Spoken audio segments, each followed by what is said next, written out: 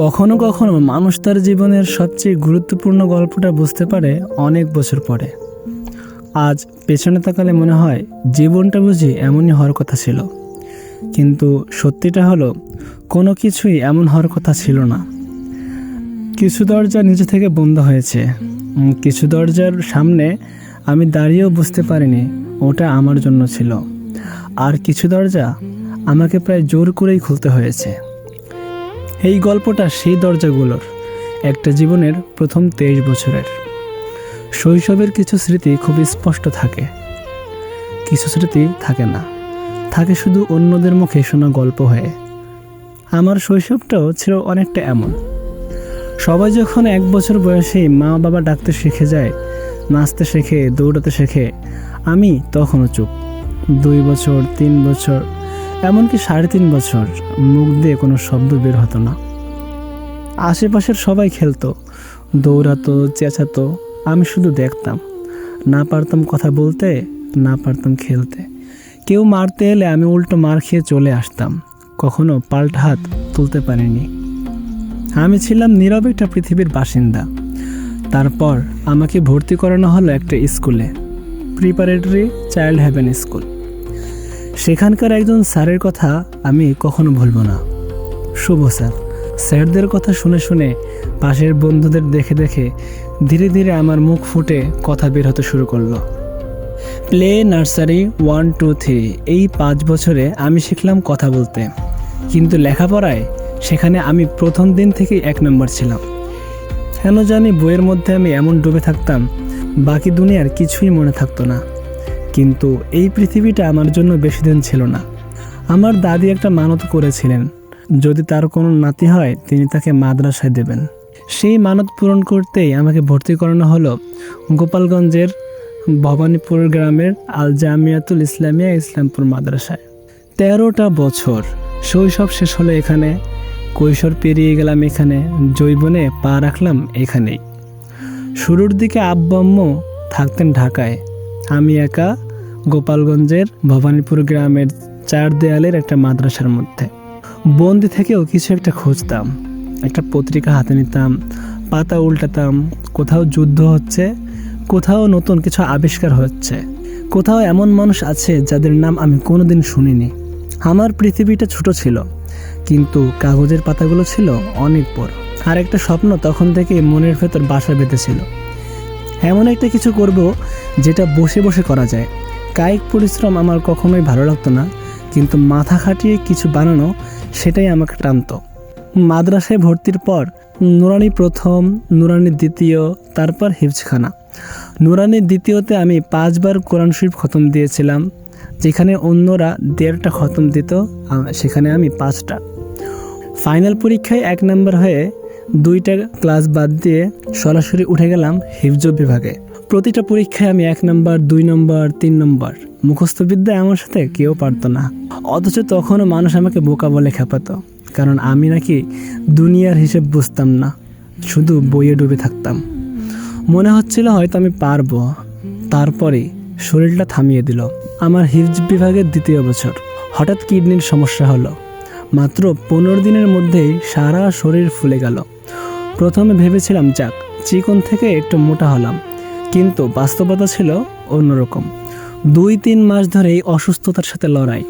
সারা বছরে মাত্র 9 পারা মুখস্থ করতে পারলাম।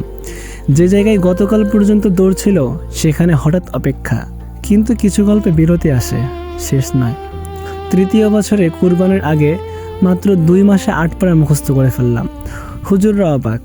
প্রথম বছর যে ছেলে সারা বছর 9 পারা পড়েছিল, সে 2 মাসে 8 পারা পড়ে ফেললো কিভাবে? খতমে গ্রুপে গিয়ে পরীক্ষা দিলাম। পুরো ঢাকা বোর্ডে 3 নম্বর স্থান অর্জন করলাম, 198 নম্বর পেয়ে। মনে হয়েছিল এইবার হয়তো সব ঠিক হয়ে যাবে। হিফজ বিভাগ থেকে মাদানী নিসাবে উঠলাম। চারপাশে তাকিয়ে দেখলাম আমার সমবয়সী কেউ নেই, আমার চেয়ে বহু বড় মানুষদের সঙ্গে উঠা বসা। মন ভেঙে গেল, মনে হলো এবার হয়তো আমি পারবো না। তখন মনে হলো স্কুলে ফিরে যাই, কিন্তু পরিবার রাজি হলো না। দাদা স্পষ্ট বলে দিলেন, স্কুলে ভর্তি হওয়ার প্রশ্নই আসে না। জীবনে এমন একটা সময় আসে যখন নিজের ইচ্ছা আর আপনজনের ইচ্ছা দুটোকে আলাদা করা খুব কঠিন হয়ে যায়। আমি একটা পথ দেখতে পাচ্ছিলাম, আমার পরিবার আর একটা। কেউ ভুল ছিল না, শুধু পথ দুটো এক ছিল না। শর্ত এলো, আগে আমাদের স্বপ্ন পূরণ করো, দাওরাই হাদিস শেষ করো, তারপর তোমার স্বপ্ন। আমি রাজি হলাম। হিফজ শেষ করলাম, দাওরাই হাদিস শেষ করলাম, দাওরা শেষ হলো। কিন্তু এরপর শুরু হলো এমন একটা সময় যেখানে ভবিষ্যৎ শব্দটার কোনো পরিষ্কার ছবি ছিল না। বেকার, এই শব্দটা প্রতিদিন শুনতে হতো। বাসায় প্রতিদিন একই কথা, তুই কিছু করছিস না, তোর বয়সে সবাই কাজ করছে, তুই বসে আছিস কেন? একদিন বলা হলো আগে একটা কাজ শিখতে হবে। আমাকে পাঠানো হলো পাশের বাসার এক আঙ্কেলের কাছে। এসি ফ্রিজ সারানো শিখতে হবে। জুব্বা পাঞ্জাবি ছেড়ে গেঞ্জি প্যান্ট পরে রাস্তায় হাঁটতে আমার নিজেকে ভীষণ ছোট মনে হতো। একদিন একটা বাসায় কাজ করতে গিয়ে বলা হলো মেঝেটা একটু মুছে দাও। সেই মুহূর্তে আমার ভেতরে কিছু একটা ভেঙে গেল। এভাবে না, এই পথ আমার না। আমি একটা পরিকল্পনা করলাম। আঙ্কেলের ছেলেকে বললাম, মাকে গিয়ে বলো কারো কাছে শুনেছি ফেরদৌসের মতো মেধা নিয়ে এখানে কাজ করাটা ঠিক না। এক সপ্তাহ পর আমি সেই কাজ ছেড়ে দিলাম, কিন্তু তারপরও যেন মুক্তি নেই। পাঠানো হলো ফার্মেসিতে ওষুধের কাজ শিখতে। সেখানেও আমি যাইনি। যে কাজে মন নেই সে কাজে আমি কেন শিখব? সেই সময়টায় আমি নিজে টাকা জমাতে শুরু করলাম, অল্প অল্প করে। তারপর একদিন কিনলাম একটা সেকেন্ড হ্যান্ড ফোন, 7,000 টাকার একটা ভাঙা ফোন। খুব ভালো ফোন ছিল না, ক্যামেরাও অসাধারণ ছিল না, কিন্তু তখন প্রথমবার মনে হলো হয়তো আমার নিজের একটা পৃথিবী বানানো সম্ভব। আমি ভিডিও বানাতে শুরু করলাম। কেউ দেখলো, আরও কেউ দেখলো। একদিন দেখি 7,000 মানুষ, 7,000 পরিবার। হয়তো কারো কাছে সংখ্যাটা ছোট, কিন্তু আমার কাছে সেটা ছিল প্রমাণ। পৃথিবীর কোথাও কেউ আমার বানানো গল্প দেখতে চায়। তবুও বেকার শব্দটা পিছু ছাড়ল না। একদিন কাঁদতে কাঁদতে বাসা থেকে বের হয়ে গেলাম। নিজেকে তখন এতটাই ছোট মনে হচ্ছিল যে আর কিছু ভাবতে পারছিলাম না। আমার একমাত্র খালাতো ভাইকে ফোন দিলাম, যিনি থাকতেন সাভারে।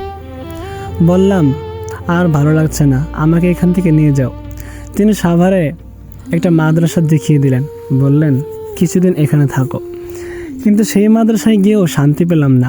শিক্ষকদের মধ্যে একে অপরের নামে বদনাম, আর শিক্ষকদের ছাত্রদের সাথে অন্যায় আচরণ দেখে মনটা আরও ভেঙে গেল। মনে হলো আমি কি সত্যি এইখানে থাকার জন্য এসেছি? সেদিন আমি বুঝতে পারছিলাম না সামনে কি আছে, শুধু জানতাম এইভাবে আর থাকতে চাই না। সেই মাদ্রাসায় শুয়ে থাকা অবস্থায় একদিন দুপুরে একটা ফোন এলো, আসুন্না স্কিল ডেভেলপমেন্ট ইনস্টিটিউটের দি আর্ট অফ ক্রিয়েশন কোর্স থেকে আপনি সিলেক্ট হয়েছেন, 2 দিনের ওয়ার্কশপে আসতে পারেন। সেই মুহূর্তে মনে হলো যাক, আমি বেঁচে গেলাম।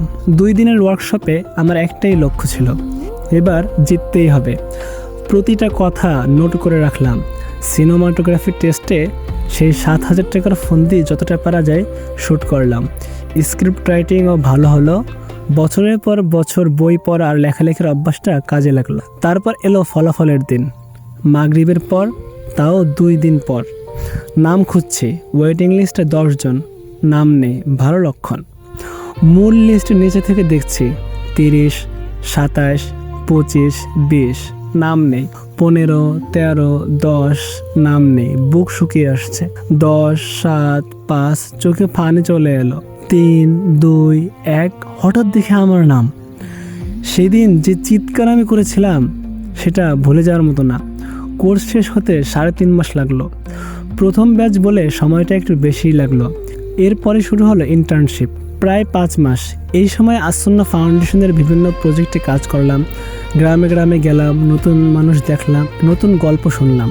কিছু দরজা খুললে শুধু একটা ঘরে ঢোকা যায় না, পুরো পৃথিবীটাই একটু বড় হয়ে যায়। সেই কয়েক মাসে আমি শুধু এডিটিং শিখিনি, শিখেছি ক্যামেরা, দেখেছি মানুষ, জায়গা দেখেছি গল্প, আর সবচেয়ে গুরুত্বপূর্ণ নিজেকে একটু একটু করে চিনতে শিখেছি। ইন্টার্নশিপ শেষে চাকরি হলো। আজ আমি একটা মিডিয়া টিমের দায়িত্বে আছি। মানুষকে শেখাই, মানুষের সঙ্গে কাজ করি। ক্যামেরা হাতে নেই, ভিডিও বানাই, এআই নিয়ে কাজ করি, মানুষকে এআই শেখাই। দেখলে মনে হতে পারে গল্পটা বুঝি এখানেই এসে থেমেছে, কিন্তু আমি জানি এটা শেষ না। এটা শুধু সেই জায়গা যেখান থেকে আমি নিজের গল্পটা নিজে লিখতে শুরু করেছি। 23 বছর ধরে জীবন আমাকে অনেক কিছু দিয়েছে, কিছু নিয়েছে, কিছু শিখিয়েছে, কিছু স্বপ্ন দেখিয়েছে, কিন্তু সবচেয়ে বড় স্বপ্নটা এখনো বাকি। আমি জানি না এই গল্পের শেষ কথায়। কতবার হোঁচট খেয়ে পড়ব, কতবার আবার উঠে দাঁড়াতে হবে, কতবার আবার শুরু করব, কতজন পাশে থাকবে, কতজন চলে যাবে। আমি শুধু জানি এবার গল্পটা আমি নিজেই লিখতে চাই। আর তুমি যদি চাও সেই গল্পের পরের পাতাগুলো দেখতে, তাহলে আমার চ্যানেলের সদস্য হয়ে যাও। ধন্যবাদ সবাইকে।